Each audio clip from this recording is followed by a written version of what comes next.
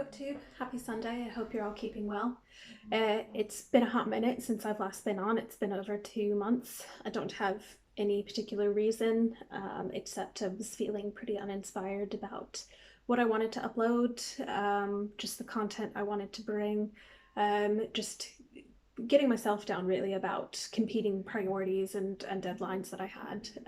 But here I am, bringing the same content really, but I'll just stop rattling on, and just get straight into the video. I've got a few books that I want to share with you on what I've read recently, what I'm currently reading, and what's on my TBR. So one of the books that I recently finished, which deserves an honorable mention, is this, 1177 BC, the year civilization collapsed. This is by Eric Cline. He's a professor of archaeology that focuses on ancient history. I've read his work before, specifically on the late Bronze Age collapse, which this focuses on. Well, it says it focuses on this. Really, it's the majority of this thin volume. This is by Princeton University Press for anyone who's interested. So most of this focuses on the 3rd and 2nd millennia BC and the cultures of the ancient Mediterranean and Near East, the advancements that they've made on producing a global economy with international trade. And I would say the last 70 pages really focus on the destruction and collapse of these societies. So I'm sure if you frequent these circles on BookTube, you're probably familiar with late Bronze Age collapse, but if you're not, there was a prevalent theory that was going around about the Sea Peoples, as they are mentioned in Egyptian texts, as having led to the destruction of many of the other cultures during that time period. However, Eric Cline just discusses the archaeological evidence for other reasons surrounding the destruction and collapse of these societies. So it is very thin. If you're looking for a quick history read, I do recommend this. Very good. So what am I currently reading? So my husband bought this for me back in Christmas. This is Ronald Hutton's The Witch. This is by Yale University Press. Anything about witches, I will read it. I haven't made much headway on this actually. However, I'm probably only in the first 40 pages, and just finishing the introduction at the minute, where he discusses the anthropology and the study of the history of the study of witches worldwide, and what the definite, what does witchcraft, what is a witch, and what do magic mean in different cultures across time and space. So I've just finished the intro, and now I'm in the part where he's discussing the ancient context. So how was magic and witchcraft perceived? What were the beliefs in ancient Egypt, Mesopotamia, etc. So looking forward to finishing this. I have set that aside to read some of my other passions. So if you've watched my channel, you know that anything on the Plantagenet kings and queens of England, I will read. So I'm currently enjoying this novel by Mark Morris called A Great and Terrible King. This is about Edward I. Only very recently started this. It just discusses his childhood, the struggle that he had watching his father struggle during the Barons' War with Simon de Montfort in particular, who was his uncle. And now we're currently in the Cold War with Wales, as he calls it, and his struggles with Llewellyn ap Griffith. Apologies for my pronunciation. If I'm pronouncing that wrong, I'm sure someone in the comments can set me straight. But yes, really enjoying this. Looking forward to finishing that. What else?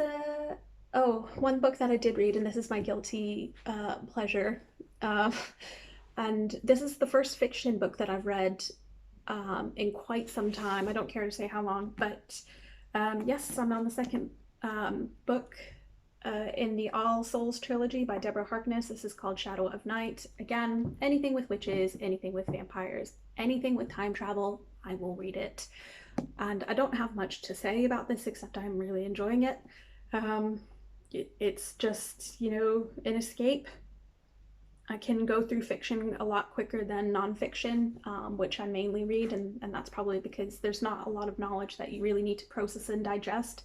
But I am just flying through this, and I'll probably finish the third book by the end of the week. So yes, reading and enjoying Shadow of the Night. Haters gonna hate, don't care, love it. What else am I reading? Oh yes, so one of the books that I'm reading for Archaeology Book Club is called Wisdom Sits in Places, and this is by Keith Basso. So this focuses on the Western Apache and mainly what place names mean for the Western Apache. And this reminds me of a few other works, anthropological studies that I've read recently that focuses on the importance of place in Indigenous cultures. So without trying to generalize, there's this concept called place thought. I can't remember her first name, but Watts, an Anishinaabe scholar, calls place thought, where beliefs, thoughts, personalities, relationships with ancestors, relationships with each other's kinship, territory, laws, governance, these all derive from the land that you come from. Land is the source of all of this knowledge. This is what she calls place thought. So you can't remove that from the place. So you know, humanity is, you know, the understanding of humanity is very relational with respect to the natural world. So now that I've just generalized that, as I said, I didn't want to, it just this book reminds me of this concept, and it makes sense trying to situate the knowledge within this. So Keith Basso is essentially, you know, it's his discussions with four Apache who are trying to teach him these place names and the profound meaning behind them, and how these places, the meaning is situated within these places. You can't take the narrative out of the place. The narrative doesn't necessarily have meaning outside of it. So yes, in a long roundabout way, I guess I'm just trying to say that I am enjoying reading this just because it puts some other recent works that I've been reading into context, and not context, but sort of supplements that. Anyways, I'll finish blabbing on about that. But yes. So some of the recent acquisitions that I've made, so libraries over here aren't open for browsing, but you can make reservations and collect and return books. So one of the books that I did pick up is Matilda, Empress, Queen and Warrior by Catherine Hanley. This is Yale University Press, again, Plantagenet, Kings and Queens of England. So she was the wife of Geoffrey Plantagenet. She was also the daughter of Henry I. She was Henry I's heir after her brother, Henry I's son, died tragically on the White Ship disaster, leaving Henry with no male heirs. However, Stephen of Blois usurps the throne after Henry dies, which means that for the next 20 years, England is embroiled in a bloody battle between a civil war between Matilda and Stephen, where she tries to take back her throne for herself and ultimately for her son Henry II, who becomes the first Plantagenet king of England. So for context, she would be the granddaughter of the conqueror. Henry II would be his great-grandson. But yes, looking forward to reading this. And then finally, one of the other books that I picked up, this is more for CPD really. This is called How Forest Thinks by Eduardo Kohn. This is by University of California Press. So this is an anthropological study of the Runa of Ecuador. And again, I'm reading this for CPD. A lot of the anthropological studies that I do are ethnographic and focus on the post-human turn. So I suppose because anthropology is the study of man, it might seem rather bizarre that we would want to take this direction where we look at post-human theories, but a lot of the cultures that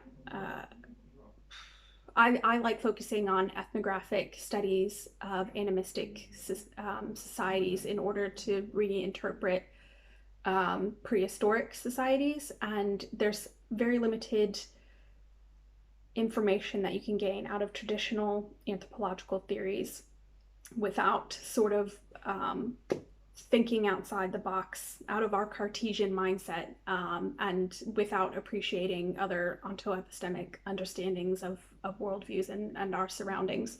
So for those of you who aren't familiar with anthropological theory,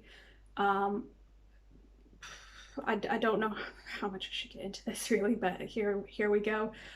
So yes, this, I'll just read the first paragraph. Ken Forrest think, Do Dogs Dream? In this astonishing book, Eduardo Kohn challenges the very foundations of anthropology, calling into question our central assumptions about what it means to be humans. So again, just bringing in the knowledge that I have. So in many animistic societies, there's this idea, not an idea, there's how do I describe it without making it seem like, there's this concept, we'll just say it's a concept called other than human personhood. So humans in these other cultures aren't the only beings that have personhood. So animals, other animate objects, even some inanimate objects might be ascribed to personhood in these cultures. And that means that they have the ability to think, act, feel, have kinship, participate in governance, are on an equal level with humans in these societies. So just by appreciating ethnographic studies such as this, where we look at other cultures who have very different ontoepistemic understandings from our own Euro-American Western understandings, it really helps broaden the depth of information that we can gain for interpreting the material past, I suppose, which is what I do as an archaeologist. But anyways, that's enough of that. So that's some of what I've read, what I'm reading, what I intend to read. So I've got a couple of books that haven't been published yet, but I'm really excited for this year. So I think the next video that I make will focus on that. But yeah, hopefully, I hope everyone's doing all right and that you're all staying safe. I'm sure that we're all so sick of lockdown wherever we are in the world, but yes, just try to be sensible and safe wherever you are, and have a good week ahead. Thank you. Bye.